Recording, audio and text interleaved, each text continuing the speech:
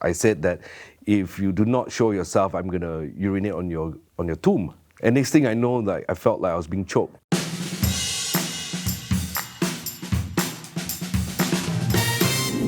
Hello, my name is Noel Boyd, and I'm from Ghost Files Singapore. I've been a paranormal investigator for 14 years. Hi everyone, I'm Ricardo, also known as Baby Boss. Smoke weed every day. I'm from the Society of Paranormal Investigators, also known as SPI. To start the game, each player will draw 5 question cards from the deck. Players will take turn choosing a question card from their hand to ask the opponent. Players will also be given 3 action cards each where they can skip, swap, or switch at any point of time. For skip, you can skip the question. Swap, you can swap the cards with your opponent. Switch, get your opponent to answer instead. Describe the different types of ghosts or spirits or demons, maybe like Pontianak, child ghosts or... The Kumantong is Thai.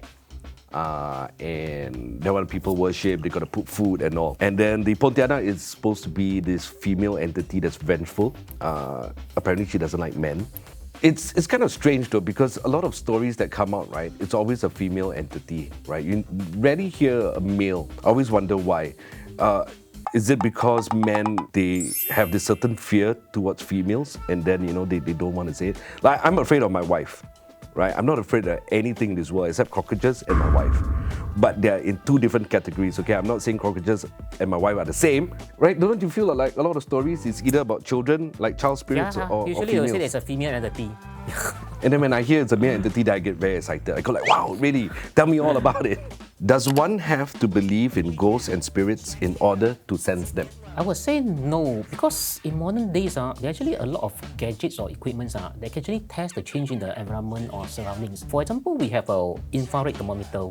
Yeah. If let's say we are pointing on a certain point, let's say the normal temperature is like 25, 26 degrees Celsius, and then out of a certain point, it becomes like 18, 17. It would be what we call a cold spot where sometimes we experience shivering. I tend to lean on the fact that there are just people that don't believe in ghosts, right? So they never had a paranormal encounter, and even if they do, they use logic, right? And they say, no, it's because the aircon was on, that's why it's cold. Maybe there's something wrong with the air vent, So there's different trains of thought, right? And I respect both. What should you do if you encounter a ghost or spirit? The safe advice would be to just leave it alone. Because once you start making contact, you don't know whether is it a demonic entity, right? So if it's a demonic entity, then it's just going to feed on that, especially if there's fear. And it's just going to go stronger and stronger. Yeah, so I would just say, leave it alone, get professional help. It could be with your own faith, right? No matter what religion you are, there is help that's available. What are some recommended rituals while traveling overseas? Example, knocking on room doors. That's when you get to your hotel room. If you talk about knocking on the room doors, that's what a lot of people will say. Before you go in, you knock somehow to disperse the energy first or to say greeting to the entities. Usually I don't do that. But for once I did that in Dubai. So I purposely pray around. Kick, clock. So the strange thing is that at night, the rhythm come back again. The same rhythm that I make. So from then on, I stick to what I used to do. I don't do this knocking ritual. We usually tell people that at least leave the bathroom light on, so that in case when you wake up or what, there's some lights that actually can guide you and you don't get panics. Okay, I don't think it's necessary. A lot of, even in feng shui points, they always say that your bed cannot face the mirror. If not, you wake up, you get scared by yourself. But I always tell people that you look at yourself every day in the mirror. Will you get scared by yourself? No, right? You love yourself more than anybody else love you.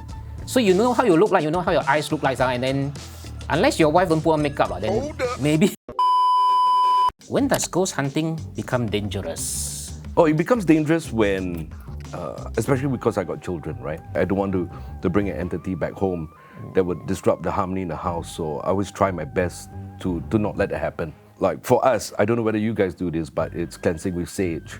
Is practicing positive affirmation. It's like speaking to whoever that's there to tell them, you know what, stay where you are, you're not going to follow me home. Do you have a standard protocol, like before when you reach your house, immediately you will change and then you will even wash your shoes and socks and everything? No. Once you enter, no. No, because I don't see the logic behind that.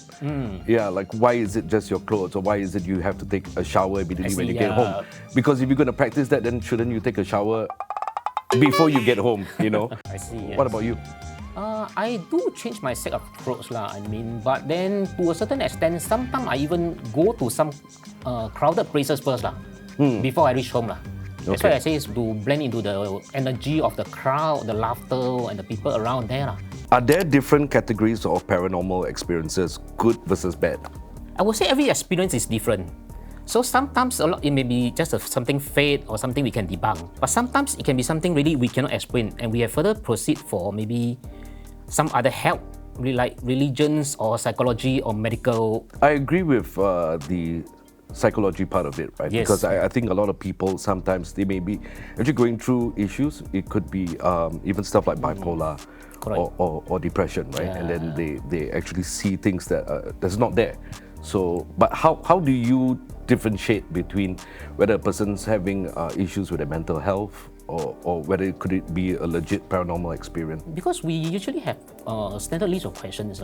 We will ask like, are you taking any medication? How was your relationship with your family? Anything, any short events like passing on of someone or moving house or changing of job, etc. Before we can actually conclude. What is your scariest ghost hunting experience?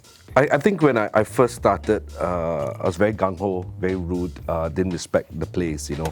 And then we were at a cemetery in Siglap where nothing much was happening. And then I said that if you do not show yourself, I'm gonna urinate on your tomb. And next thing I know, like I felt like I was being choked, right?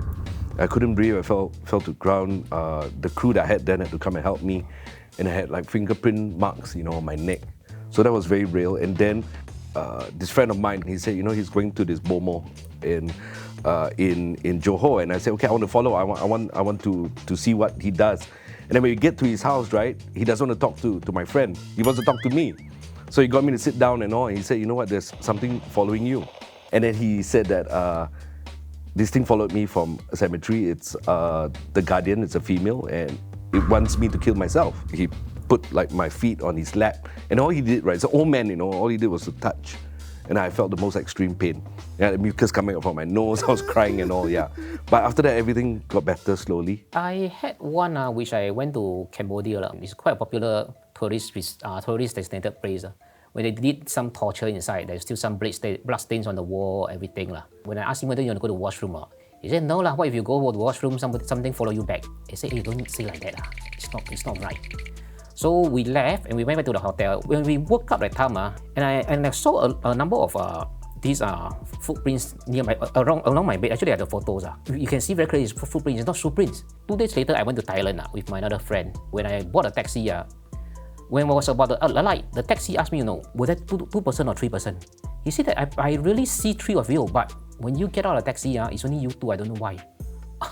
Living in an area that was once a cemetery give you a higher chance of experiencing paranormal activities. True or false? I would think it's false only because if you know that you're living on land, right, like Bidadari or Bishan or even parts of Orchard Road, where it was a cemetery, then that's going to be in the back of your mind, right? And then you start to imagine things that's not really there, because fear itself does so much to our minds, right? So I would think that it's false. I think you count the number of HDB units, it's really more than the number of the tombstone there. So basically, we human factors we have overcome the spiritual factors, by the time everybody move in. So how was this experience in the portable? Fun. Yeah, great. But a lot of times we find that some beginners, I don't know whether you feel the same, they will actually have the very strong-minded that paranormal goals, rather than they believe your gadgets. Because they have not gone through experience of using the gadget to debunk or actually to test and look at the results, how it varies. And I've seen some groups, right, I don't want to call them out, but so they do their live feeds on like social media, and then they have an EMF meter, and then they have their mobile phone doing the live feed, right? Their mobile phone, right, it's going to affect the meter, it's going to spike. What we used to do, right, on set, like no mobile phones, everybody turns it off, we keep it in a box. Yeah, just to rule that out. But yeah, so then these guys go around showing, oh my God, the thing's spiking and all. Yeah, but it's because of your damn mobile phone, fool. Thank you for watching this episode, All Spirit. Well, if you like this episode, please subscribe and also like and leave comments. Thank you. Bye.